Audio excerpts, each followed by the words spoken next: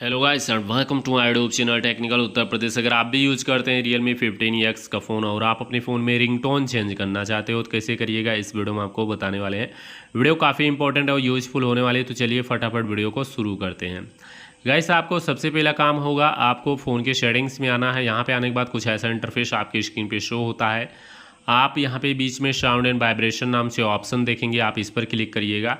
Sound and vibration के option पे click करने के बाद देख पाएंगे कुछ ऐसा इंटरफेस। अभी यहाँ पे मीडिया का साउंड आप यहाँ से अपने हिसाब से एडजस्ट कर सकते हो। इसके बाद यहाँ पे आपको नीचे आ जाना, एक ऑप्शन आपको देखने को मिल जाता है रिंगटोन नाम से। आपको रिंगटोन के ऑप्शन पे क्लिक करना है और इस पर क्लिक करने के बाद यहाँ पे सबसे नीचे देख सकते हैं बहुत से रिंगटोन हैं। ऊपर ऑन दिस डिवाइस है, इस पर क्लिक करेंगे जो MP3 में आपने डाउनलोड किया है रिंगटोन यहाँ पे दिखेगा। इस पर क्लिक करके इसको सेट कर सकते हैं। बैक आके आप फ़ोन के रिंगटोन सेट करना तो नीचे से सेट कर पाएंगे।